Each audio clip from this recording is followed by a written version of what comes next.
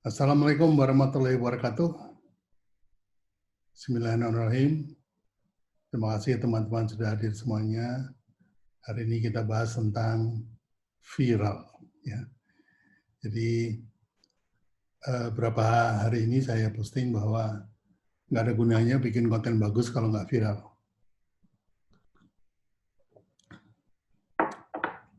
Memang pengertian viral itu masih banyak yang rancu ya. Karena seolah-olah kalau di Instagram itu di like itu viral, bukan. Di like itu hanya untuk merespons. Komen itu bukan viral. Komen itu baru merupakan komentar atas konten yang kita buat. Kemudian ada lagi record. Record itu bukan viral karena itu untuk kepentingan pribadinya orang tersebut. Kalau di Facebook itu ada like, komen, dan share. Nah, share itu termasuk kategori viral. Ya. Nah, viral itu ada beberapa level. Nanti Bu Sylvie akan menjelaskan, karena saya hari ini mengundang pakar viral Indonesia, itu Bu Sylvie, supaya bisa menemani teman-teman untuk memberikan pengertian yang pas tentang viral itu apa. Ya. Jadi viral itu ada satu kali di-share. Nah, ada yang kemudian di-reshare kembali oleh orang yang bersangkutan. Itu baru namanya viraling. Ya. Itu dari satu message di viral 10 orang, di viral lagi oleh 10 orang itu sudah menjadi 100.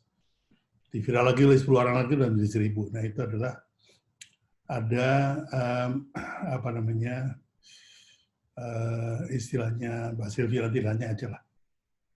Oke, saya mulai dengan membagi materi. Oke, belajar viral yang benar. Ini nanti akan dibantu oleh Mbak Sylvie dari Market Business dan juga dari Viralmu ID. Ini memang pakar viral yang satu dari sedikit orang yang menguasai bagaimana menciptakan viral. Oke. Baik. Ini menarik nih.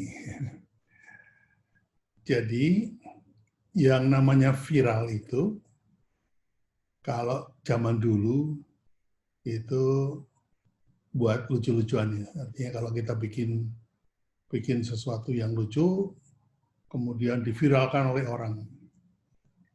Maka sebetulnya viral itu baru terjadi kalau ada yang menjual dan ada yang promote.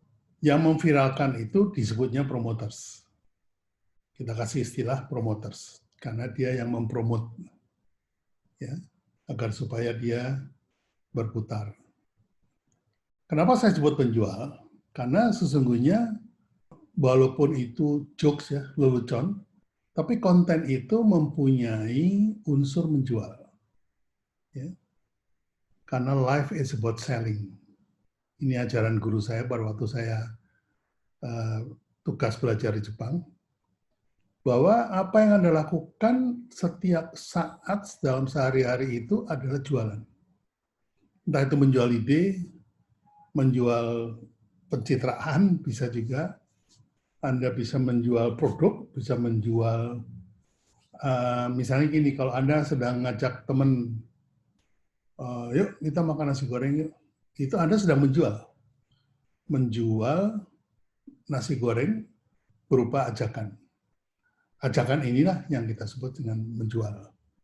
Jadi intinya, semua orang yang berniat posting, apakah itu dia foto makanan yang sedang dihadapi, kemudian diposting, itu dia sedang menjual.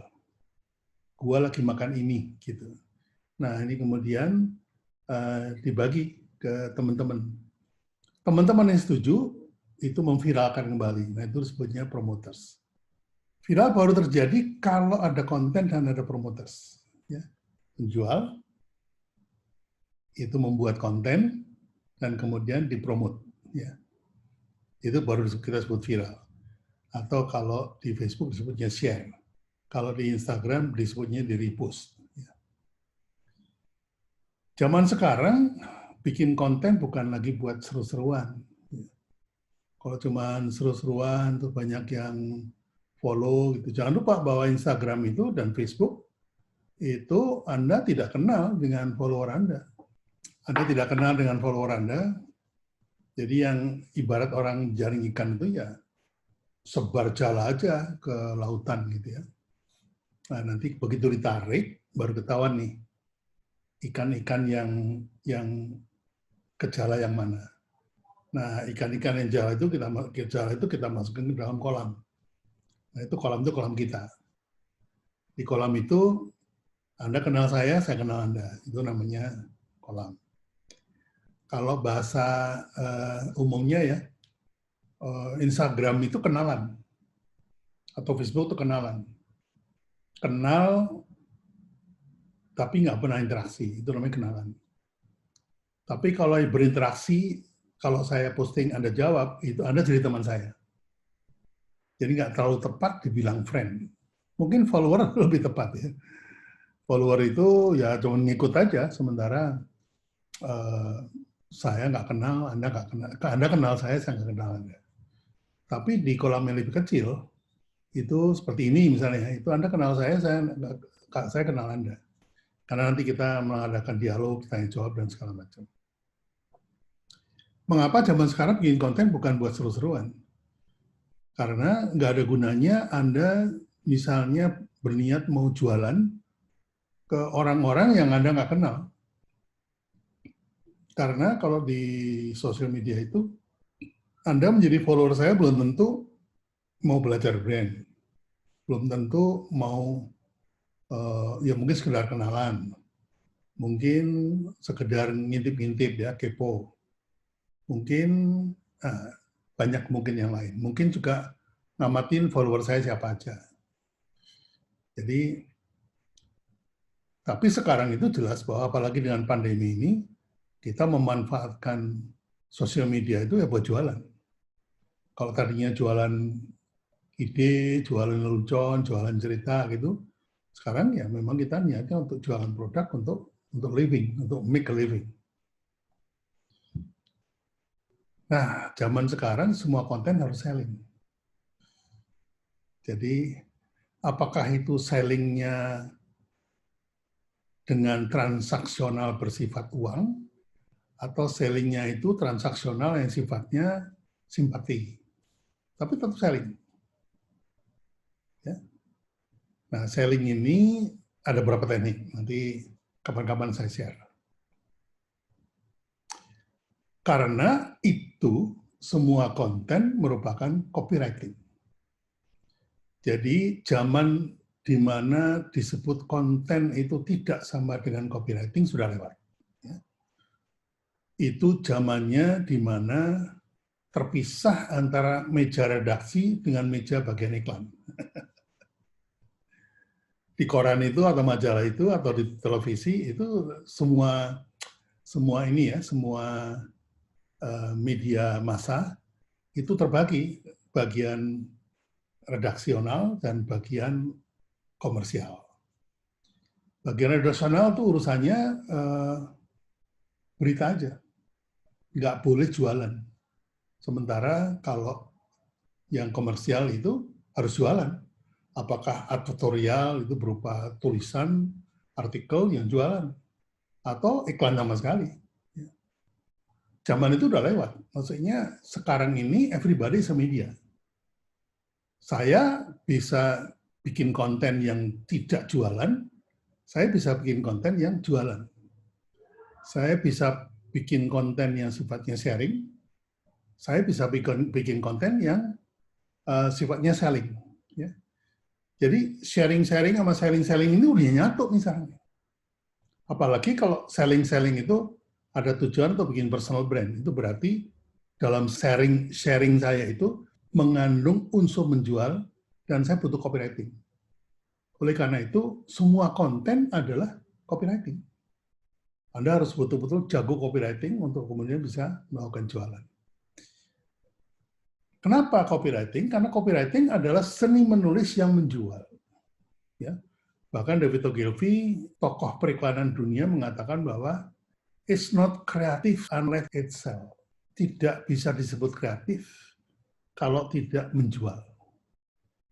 Itu jelas dikatakan seperti itu. Jadi, untuk menjual, Anda butuh kreativitas. Kreativitas itu kemudian diwujudkan dalam bentuk copywriting. Puluhan tahun saya menjadi orang iklan, puluhan tahun saya menjadi orang brand, puluhan tahun saya mempraktekkan copywriting. Belajar dari siapa, Papi? Belajar dari kepepet. Barang siapa kepepet, dia akan menjadi ahli.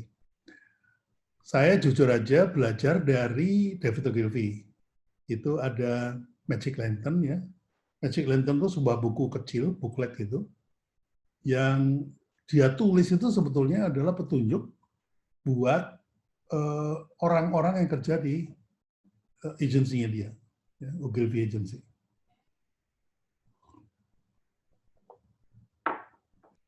Nah, orang-orang yang kerja di agensinya dia ini ada bagian-bagian tertentu nih. Ada yang bagian art directing, ada yang bagian copywriting, ada yang bagian video shooting, ya, ada bagian media, ada bagian media plan, ada bagian media buying, ya, ada media scheduling, macam-macam. Itu semua ada di situ. Dan dia sebutkan di situ bahwa ada 13 jenis headline, minimal ada 13. Tapi setelah saya nyebur ternyata lebih dari itu. Ya. Lebih dari itu. Kenapa saya bilang nyebur? Karena pada waktu saya mulai bikin agency, mencari copywriter itu susah banget. Sulit sekali. Kalau dapat ada yang mau, belum tentu cocok. Gaya tulisannya, strategi menulisnya. Nah, makanya saya penasaran, kemudian saya bikin workshop aja deh. Siapa tahu dari workshop ini ada bakat-bakat terpendam yang bisa muncul. Kalau ada yang nanya workshopnya kapan, itu tanggal 9 sampai 12 September. Saya mundurkan karena tabrakan dengan workshop saya yang lain di awal September. Oke. Copywriting yang viral wajib memenuhi 6 steps. Ya. 6 steps ini bukan langkah, ya. Ini 6 steps ini adalah ciptaan dari Jonah Berger. Jonah Berger itu adalah seorang profesor, masih muda orangnya, tapi dia membuat riset, dia membuat penelitian tentang viral, ya, di internet. Dan dia menemukan bahwa ada 6 persyaratan dari sebuah konten untuk bisa viral. Nah, ini yang nanti di kelas copywriting saya bahas tuntas. 6 steps itu apa saja dan bagaimana melaksanakannya, saya kasih contoh-contohnya, jadi menjadi jelas sekali. Nah, 6 steps itu apa saja? Ya. Ini Jonah Berger, dia mengatakan going viral is not random, magic or luck. It's a science. Jadi ini merupakan science. Karena apa? Hasil riset dan hasil penelitian dari Jonah Berger. Sehingga dia bisa mengatakan bahwa kalau konten kamu mau viral, itu ada syaratnya, karena itu science. Bukan untung-untungan, bukan magic, bukan keberuntungan gitu ya, bukan karena banyak teman, bukan. Itu ada namanya rumus-rumusnya itu. Ini saya akan bedah tuntas memang nanti di kayaknya ada yang ngerjain. Halo?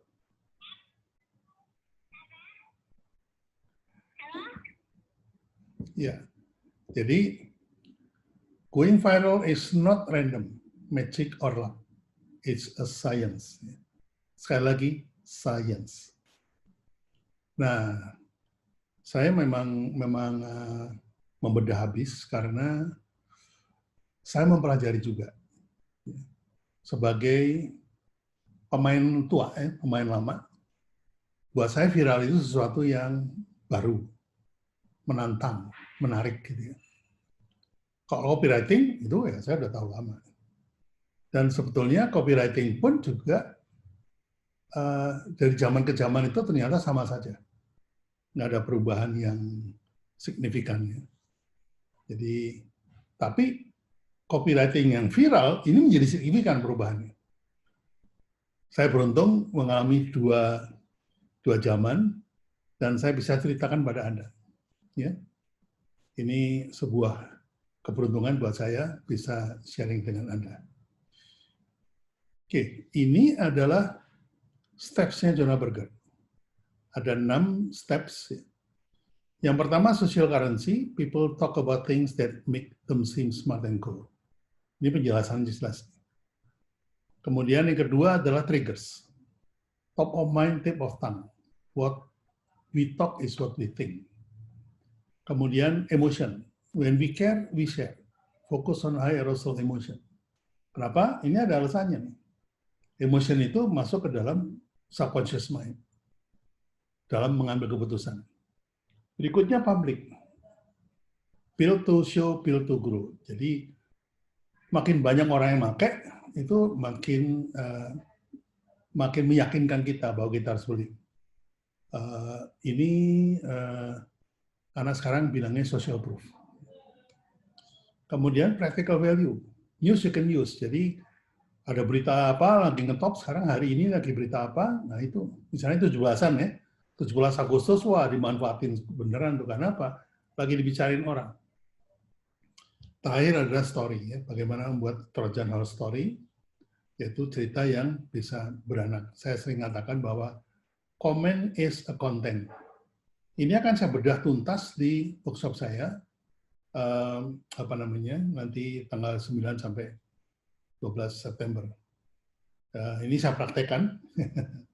Saya praktekkan baik dalam konten-konten saya di sosial media, di Instagram khususnya, maupun di dalam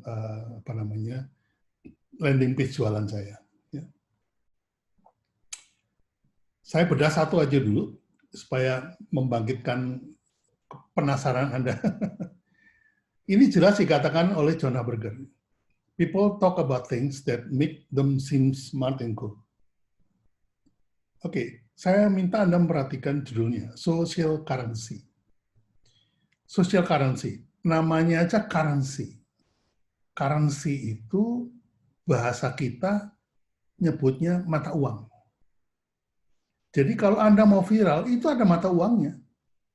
Kalau Anda tidak beli dengan mata uang itu, Anda nggak akan viral. Pengertiannya seperti itu. Nah, mata uang viral itu adalah orang yang membagi akan menjadi smart and cool. Ya, kalimat ini bermakna bahwa mata uang viral itu adalah bila konten Anda akan di-share atau repost hanya bila yang bersangkutan merasa keren. Ketika membagi itu, yang membagikan itu, yang nge-share itu, dia merasa keren. Ya. Bagi Anda yang suka nge-share postingan saya, itu ada di situ perasaan bahwa kalau gua share kontennya Pak Abi ini, gua ikut keren nih. Ini misalnya aja. Ya. Oleh karena itu, buatlah konten yang membuat orang merasa keren ketika membagikannya. Keren itu apa aja sih? Keren itu bisa cool itu keren. Terus bisa ikut merasa super, bisa menjadi jati diri, macam-macam keren itu. Ya. Ini mohon maaf, waktunya juga nggak panjang karena habis ini saya akan minta Mbak Sylvie untuk menjelaskan apa itu viral. Jadi saya bedah hanya satu aja. Kalau yang tertarik banget, silakan ikut workshop copywriting saya, atau workshopnya Viralmu yang nanti akan diadakan tanggal berapa ya? 25 sampai 29 kalau nggak salah. Nah, di situ saya bedah lebih dalam sedikit dari ini. Tapi nggak sedalam yang copywriting, karena tidak terkait langsung dengan copywriting. Bikin konten yang viral itu sulit. Mana bisa sambil rebahan? Nggak bisa. Jadi kalau Anda sebagai pengusaha, Anda harus bikin konten. Ya, ingat ya, Anda sebagai penjual, Anda harus bikin konten. Dan konten itu harus viral. Kalau nggak viral, jualan Anda nggak laku. Jadi Anda nggak bisa rebahan. Itu yang ada karena banyak yang mau ikut gimana cara bikin konten yang viral, itu malah ikut workshop saya malah nggak bisa rebahan sama sekali. Rebahan aja kepikiran gitu. Oke. Nah, ingat ya, kalimat saya yang pertama, viral baru terjadi kalau ada penjual dan ada promoters. Kalau nggak ada penjual, nggak ada yang diviralkan. Kalau nggak ada promoters, tidak ada yang memviralkan. Jadi apa dan siapa ini nggak bisa dipisahkan. Ya. Nah, pada posisi ini sebetulnya promoters lebih enak posisinya. Mengapa? Karena dia nggak perlu bikin konten. Kecuali dia juga kreatif ya. Saya promote tapi saya kasih komen dulu. Wah, itu jadi saya viral, saya share tapi tak kasih komen dulu pendapat saya apa. Nah, itu kalau Anda authority itu bisa mengubah bahkan cerita yang konten yang pertama menjadi konten yang kedua. Konten yang viral itu kewajiban penjual. Promoters tinggal share. Enakan mana? Penjual enak, karena apa? Karena dia dapat pembeli. Terus promoters dapat apa? Ya promoters dapat sajen. Promoters tinggal share aja. Promoters tinggal share, dapat duit. Nah, bisa rebahan deh. Gimana ceritanya ini nanti Mbak Sylvie akan menjelaskan. Saya cuma memberikan pengantar aja supaya teman-teman paham ya. Nah ini Viralmu inilah yang akan membantu para promotor ini bisa rebahan sambil dapat duit. Ini menarik banget. Saya udah coba ya. Waktu workshop Januari saya mulai pakai. Itu sampai full house, sampai saya menolak peserta karena bangkunya cuma ada 48. Yang daftar 60 lebih. Terus kemudian yang bulan Februari saya pakai Viralmu lagi. Biasanya yang daftar 48, yang daftar sampai 200 di Semarang. Bayangin di Semarang. Jadi saya yang nggak bisa pakai ruangan di kantor saya pakai Hotel Ciputra. Penuh. Saya juga bingung. Kok bisa begini ya? Padahal ongkosnya cuma 500.000. Biaya murah sekali. Biaya ini word of mouth ya. Jadi buat penjual kalau mau belajar konten ikut seminar Viralmu. Ya. Satu lagi nih yang saya mau luruskan. Ada yang menyampaikan bahwa kalau mau viral itu harus dipromot. Promot itu harus di iklanin, ya. Iklan Facebook atau iklan Instagram. Enggak gitu. Dimaksud dengan promote itu promoters, bukan promotion ya. Jadi ada strip sedikit. Jadi yang membuat orang itu memviralkan itu bukan iklan, tapi promoters. Nah, promoters itu memviralkan karena apa? Karena dia merasa keren. Gitu. Ini, nah yang punya waktu tanggal 25 sampai 29 ya, silakan ikut seminar Viralmu karena di situ dikupas jelas tuh. Kalau Anda posisinya penjual mesti gimana, nulis atau bikin kontennya mesti gimana. Kalau Anda sebagai promoter, itu Anda mesti daftarnya gimana. Nanti dijelasin sama Mbak Sylvie. Saya kurang gitu paham. Nah, ini posternya. Ya ketemu saya lagi sih. Silakan kalau mau ikutan, tanggal daftar di situ. Ini yang pernah ikut batch pertama pasti ini nanya ke saya nih. Waktu itu 500 lebih kok, sekarang 375. Ya karena kita berusaha untuk menularkan ilmu ini sebanyak mungkin, secepat mungkin ya.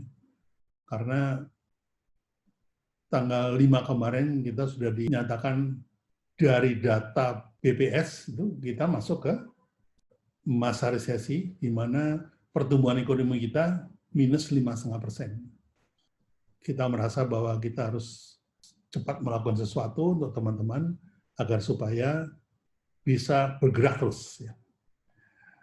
Oke, silakan kalau yang mau mendaftar, ini link affiliate saya. Saya jadi pembicara sekaligus affiliate. Silakan https://kelasviral.id/Subiakto. Terima kasih. Saya akan minta Mbak Sylvie untuk memberikan penjelasan tentang kenapa harus viral, kenapa dan segala macam, dan apa itu viralmu. Monggo silakan Mbak Sylvie dijelaskan viral itu apa dan viralmu itu apa. Injih, matur nuwun Pak Bi atas waktunya dan terima kasih teman-teman semua yang sudah bersedia hadir di Zoom Pak Bi pada malam hari ini. Waduh Pak Bi ini flattering saya banget loh. Saya ini masih apa kalau dari dibanding Pak Bi, tapi saya belajar banyak dari Pak Bi. Ya, memang sekarang kalau kita melihat fenomena yang terjadi sekarang ini kayak anak-anak milenial itu kan semuanya melakukan viral ya Pak Bi ya. Jadi semua kalau sampai apalagi dengan adanya 6 bulan kita work from home, school from home, itu kok kayaknya kegiatan kita di gadget itu semakin kenceng. Kayaknya nggak bisa melihat yang lain kecuali melihat layar monitor lah, layar handphone lah, layar TV lah, apapun itu. Jadi fenomena ini sungguh luar biasa. Dari sana akhirnya kita melihat bahwa tidak ada momen lain selain momen sekarang untuk meng-create sesuatu, berbagi sesuatu yang bermanfaat daripada hanya cuma duduk-duduk, diem, rebahan, malah habis-habisin bandwidth.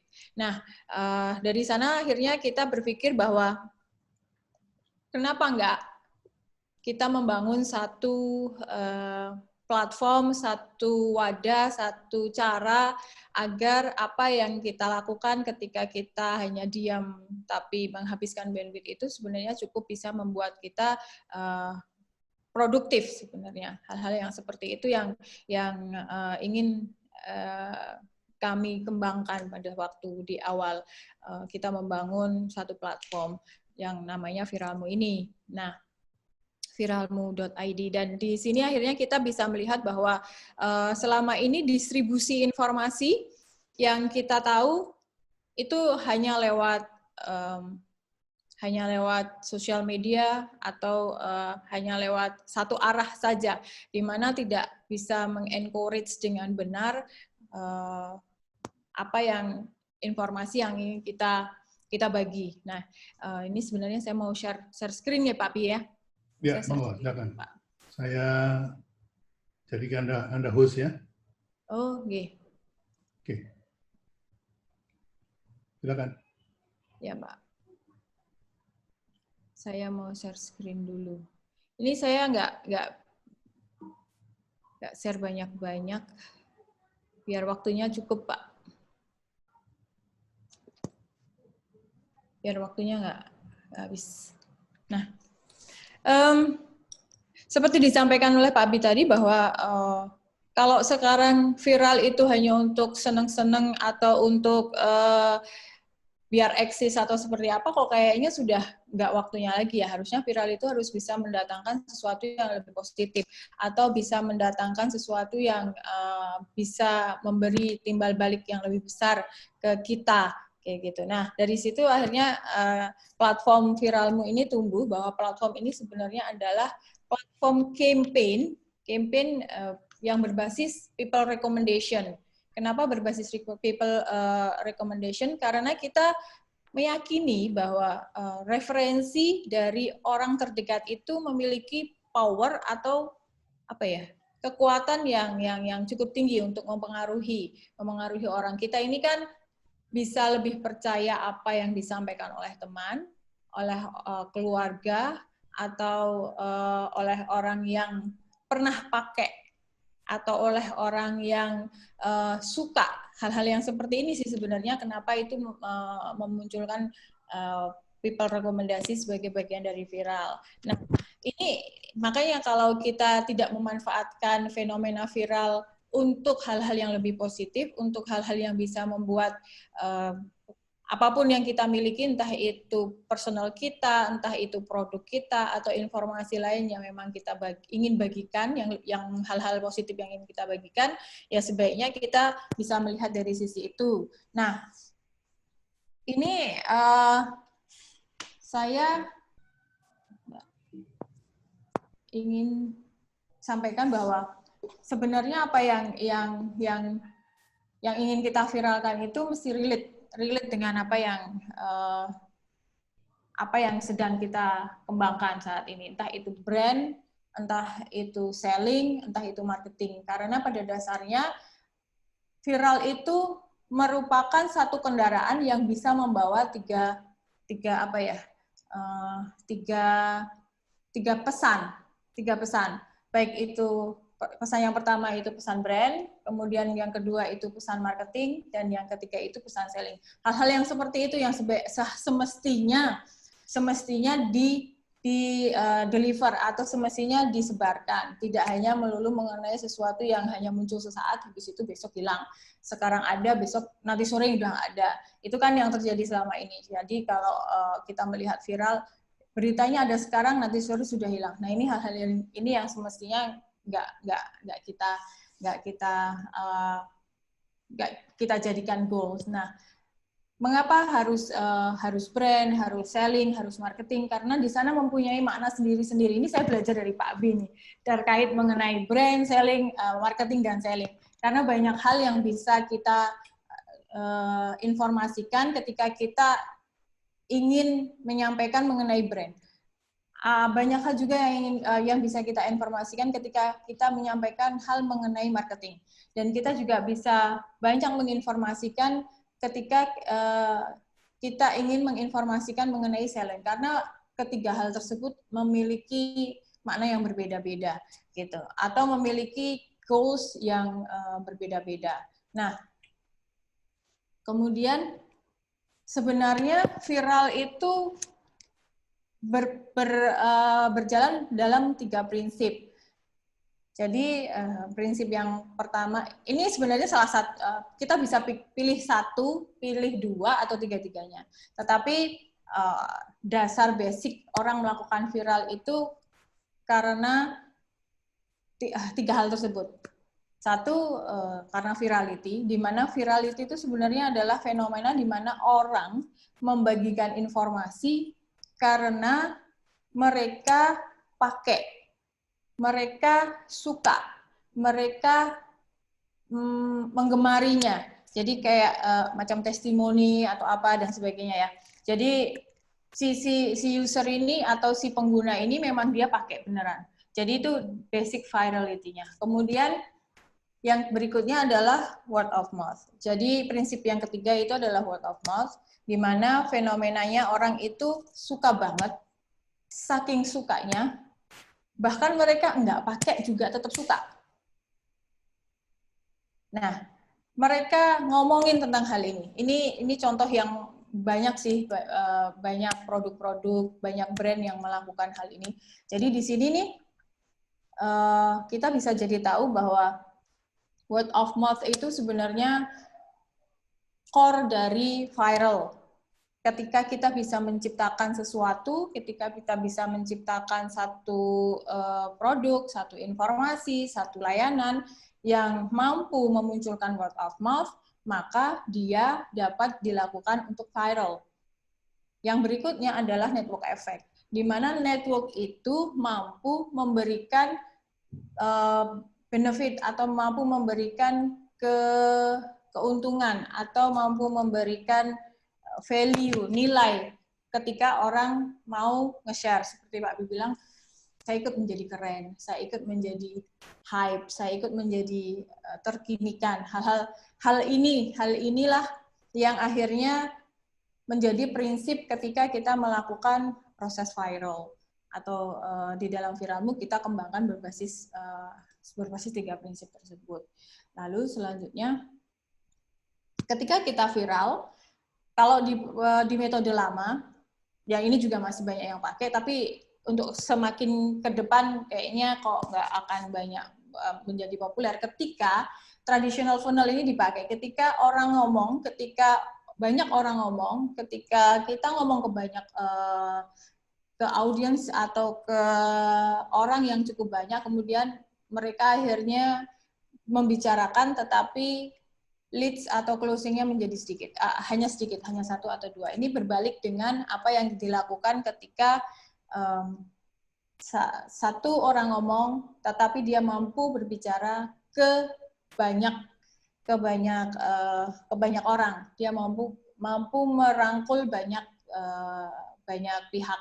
Nah, seperti itu. Nah, ini yang menjadi prinsip juga ketika kita melakukan viral, karena ketika satu orang ngomong, dia akan ngomong ke banyak orang. Ketika dia ngomong ke banyak orang, ke siapa aja? Ke semua followernya, ke semua temannya, ke semua list yang ada di handphone dia, dan sebagainya. Nah, hal-hal tersebut yang menjadi dasar kita melakukan viral. Jadi bukan orang banyak ngomongin, baru kita mendapat manfaat, tapi satu orang ngomongin, kemudian ada diketahui oleh banyak orang. Nah, itu viral. Nah, seperti yang sampaikan tadi, bahwa viral itu harus ada beberapa pihak. Pihak paling penting di dalam proses viral itu, kalau kita berbicara bukan viral-viral yang meme atau apa, itu satu harus ada si pemilik produk. Si pemilik produk itu apa aja sebenarnya, siapa saja, boleh siapa saja, sepanjang dia mampu meng-create satu produk, entah itu personal brand-nya, entah itu produk barangnya dia, entah itu informasi yang memang ingin dia share terkait dengan layanan dan sebagainya. Itu harus mampu meng-create itu. Jadi dia memiliki sesuatu yang tidak hanya berisi konten yang hanya untuk senang-senang aja, enggak, tapi ini sesuatu yang memang ada esensinya. Dia mampu meng-create itu. Nanti terkait dengan apa yang harus kita create, apa yang harus kita buat, nah ini memang diskusinya menjadi agak lebih panjang dari yang sekarang. Kemudian pihak berikutnya adalah si promoter. Promoter itu adalah orang-orang yang akan mendistribusikan informasi dari si pemilik produk itu tadi atau penjual. Nah, ketika mereka bertemu, di sini ada satu pasar atau satu tempat di mana si penjual meng-create promonya, kemudian si promoter akan mengambil promo dan membagikan. Berdasarkan apa mereka membagikannya, mereka akan membagikan berdasar berbagai macam pertimbangan. Lalu siapa sebenarnya si promoter itu? Promoter sebenarnya adalah mereka yang sifatnya nano atau micro influencer. Dalam hari ini kalau di Viralmu saat ini sudah ada 70.000 plus ongoing promoter yang bergabung untuk membantu mendistribusikan promo atau campaign yang kita miliki. Kenapa kita menggunakan promoter yang berbasis micro influencer ini? Karena kita satu, micro influencer itu apa? Atau nano influencer itu apa? Kita ngomong itu dulu. Mereka-mereka yang nggak harus punya banyak follower sih sebenarnya. Kayak mereka yang punya follower 500, entah itu di Facebook, entah itu di Instagram, entah itu di Twitter, atau mungkin memiliki list di handphone dia. Nah, sebenarnya itu basic yang dimiliki oleh para nano influencer atau micro influencer. 500 list sudah cukup, 1000 list sudah cukup. Karena semakin nano, semakin mikro, mereka itu memiliki tingkat kepercayaan yang tinggi, memiliki tingkat kredibilitas untuk dipercaya dalam lingkungan mereka, baik oleh teman maupun followernya. Makanya itu promotor itu memiliki karakter seperti itu. Kemudian mereka memiliki relevansi yang tinggi atas barang atau atas brand. Seperti itu. Kenapa? Karena mereka itu tadi, mereka pakai, mereka suka, mereka mampu untuk melihat apa sih sebenarnya karakter atas produk yang ingin saya share gitu. Kemudian jumlahnya banyak. Ini lebih banyak daripada yang orang-orang yang followernya jutaan atau memiliki basis user yang banyak seperti itu. Mereka jumlahnya banyak. Jadi sebenarnya semakin banyak orang-orang yang memiliki tingkat kepercayaan tinggi itu akan semakin lebih bagus. Dan mereka itu sudah pasti loyal. Karena mereka juga pakai biasanya, atau mereka itu tahu banget apa yang akan dia sampaikan. Dan mereka, karena mereka pakai, mereka kecil, mereka banyak, mereka itu mampu untuk mengadvokasi, mereka itu mampu untuk menjelaskan, mereka itu mampu untuk menceritakan kembali, seperti itu. Jadi ketika mereka membagikan satu informasi, nggak cuma nge-like, karena kalau di viral itu syaratnya harus share, reshare, seperti itu. Nah, itu mereka mampu mengadvokasi, sementara kalau terlalu luas akan sulit untuk mengadvokasi. Lalu dan sudah pasti mereka memiliki kemampuan untuk menginfluence atau kemampuan untuk mempengaruhi. Nah, hal-hal ini nanti yang akan dibahasnya agak lebih dalam di seminar, di kelas-kelas Zoom-nya nanti di khusus Viralmo. Nah, seperti itu. Nah, terus bagaimana caranya si para promotor ini mau untuk nge-share? Seperti tadi sampaikan Pak Bi, ya mereka karena sudah ada produk, sudah ada campaign, dan sudah ada banyak hal yang ingin dia share, di mana interestnya dia cocok, di mana produknya dia suka, di mana dia melihat ini informasi cukup worth it untuk dibagi, maka dia akan membagi. Selain itu, berbaginya juga tidak hanya berbagi mengenai informasi yang biar kelihatan cool, atau kelihatan keren, atau kelihatan tidak ketinggalan zaman, tapi juga karena ada fungsi-fungsi, ada fungsi share commission di sini. Kalau di Viralmo ada fungsi share commission. Jadi setiap para promotor itu akan mendapatkan benefit. Sebenarnya benefit yang dia berikan sama dengan benefit yang diterima oleh para penjual, kayak gitu. Benefitnya ya dalam bentuk komisi yang akan diterima oleh para promotor itu, kurang lebih seperti itu. Karena mereka memiliki kekuatan yang mau nggak mau di sini harus kita bagi bersama, kurang lebih seperti itu. Nah, kalau Pak Bi tadi bilang, terus promotornya harus disajeni kayak gitu ya. Promotornya kenapa harus disajeni? Ya karena mereka ya juga tidak begitu saja mau nge-share. Nah, sampai kapan nyajeninya? Sebenarnya sampai kapan nyajeninya ini saintifik juga, seperti yang disampaikan Pak Bi, bahwa sebenarnya viral itu terkait dengan ilmu yang bisa kita hitung, ilmu yang bisa kita kembangkan bersama. Nah, disinilah ada fungsi-fungsi nanti yang kita mesti tahu bersama-sama, bahwa ada fungsi share, ada fungsi lead, ada fungsi marketing, ada fungsi brand, dan sebagainya, di mana nanti kita diskusinya agak lebih jauh di sana. Ukurannya ada. Jadi kalau kita ngebayangin sajian itu kok kayaknya ngebayangin sesuatu yang nggak akan berakhir. Tetapi sebenarnya ada ukurannya. Nanti ada yang namanya viral coefficient. Viral coefficient itu adalah bagaimana kita mengukur sejauh mana viral kita ini akan tercapai. Kita harus start dari mana, ukurannya seperti apa. Hal-hal seperti itu nanti akan dibahas di dalam diskusi yang lebih dalam nanti di dalam kelas. Lebih seperti itu. Nah, viral coefficient ini harus kita ketahui bersama karena ini terkait dengan seberapa besar effort yang harus kita keluarkan, seberapa besar benefit yang akan kita terima, dan seberapa besar viral impact-nya ke kita, ke si penjual maupun ke si promoter. Kurang lebih seperti itu, Pak Bi, saya. Baik, luar biasa, terima kasih banyak Mbak Silvi. Pengetahuan saya nambah terus setiap kali ketemu Mbak Silvi ini tentang ilmu-ilmu baru anak-anak zaman now.